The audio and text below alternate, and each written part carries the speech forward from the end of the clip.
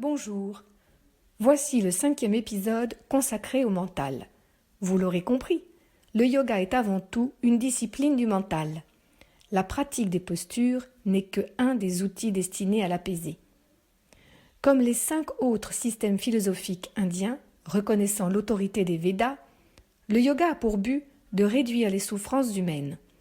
Sa spécificité réside dans le fait qu'il prend comme postulat que les souffrances humaines sont causées par les afflictions du mental, dont nous avons parlé, son incessante activité et la confusion que nous avons tant de mal à dissiper entre mental et conscience.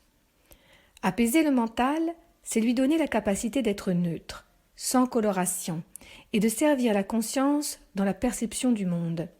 Quand le mental est calme, il devient un miroir qui reflète parfaitement l'objet sur lequel il se concentre, sans distorsion.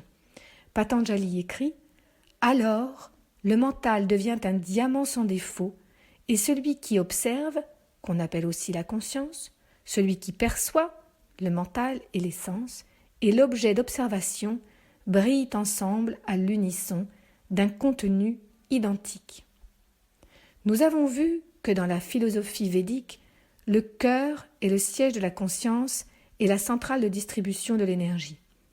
Il héberge également le mental. Ces 3 habitants sont liés les uns aux autres étroitement. De ce fait, un mental perturbé, si on y prend garde, si on n'agit pas pour retrouver calme et sérénité, va provoquer toutes sortes de dysfonctionnements. Agir ne veut pas dire bouger ni faire, mais plutôt comprendre nos schémas de fonctionnement intérieur, ouvrir les yeux et changer. Mais Patanjali nous met en garde. Plus nous allons agir pour modifier ces schémas, plus l'ego va se rebeller et provoquer différentes perturbations. Nous avons déjà cité la culpabilité et la honte, qui peuvent naître d'un jugement sur nous-mêmes quand on s'aperçoit que les démons ne sont pas à l'extérieur mais à l'intérieur et qu'on est seul responsable. Dans les Yoga Sutras, Patanjali parle même d'obstacles qui vont nous ralentir, voire nous arrêter dans notre chemin de transformation. Il cite notamment la maladie, la lourdeur mentale, le doute, la hâte, la grande fatigue, l'excès de complaisance vis-à-vis de nous-mêmes, les illusions sur notre véritable état mental, le manque de persévérance et la régression. Nous connaissons tous des moments de doute, de maladie, de fatigue. L'important, c'est de repérer si ça nous perturbe au point de nous empêcher durablement de réaliser notre potentiel. Patanjali nous explique les signes concrets auxquels prêter attention. Il en cite 4. Durkham, tout d'abord. Il s'agit d'une souffrance émotionnelle dont nous sommes victimes comme la colère, la tristesse ou se sentir mal tout simplement. Durkham englobe tout ce qui amène à une sensation de contraction, l'inverse de l'expansion et de la joie.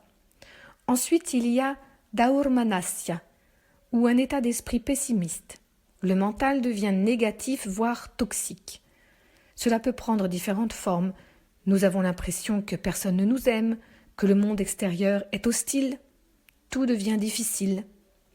Le 3e symptôme s'appelle Angamechayadva, ce qui veut dire que notre corps commence à souffrir de certains déséquilibres physiologiques. Par exemple, nous sommes atteints de tremblements, comme un agacement des muscles, mais ça peut aussi être de la fièvre, ou à l'inverse, un sentiment de froid, ou une pression artérielle trop forte ou trop faible, ou des douleurs qui vont, qui viennent dans les membres ou dans les organes. Enfin, il y a Shvasa Prashvasa, qui sont les perturbations dans la respiration, trop lourdes ou trop courtes, ce qui entraîne une énergie faible ou un burn-out. Quand l'un de ces symptômes apparaît, c'est un signe que notre mental n'est pas serein, qu'il est perturbé, qu'il nous perturbe. Ces symptômes ne sont pas unidimensionnels, ils se manifestent d'une manière globale dans les 5 corps de notre système, les mayas, dont nous avons parlé dans le premier cycle des causeries. Par exemple, Durkham peut atteindre notre corps d'intuition et de sagesse, ainsi que notre corps de félicité. Daurmanasya, notre corps mental et sensoriel. Angamechayadva, notre corps physique, et Shvasa Prashvasa, notre corps énergétique. De plus, nous savons que la perturbation d'un des corps entraîne des dysfonctionnements dans les autres. Ces 4 symptômes cohabitent. Si l'un apparaît, les autres seront bientôt là également. C'est un jeu puissant à 4. C'est pourquoi nous devons être attentifs et nous occuper d'eux dans n'importe quelle dimension dès qu'ils se manifestent, dès qu'on les repère. Ne laissez aucun d'eux s'installer parce qu'alors les 3 autres ne vont pas tarder et ce sera beaucoup plus difficile. Nous n'allons pas terminer cette causerie sur une note pessimiste.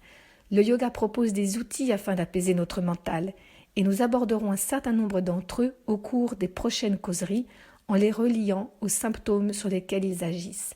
Namasté, cher yogi.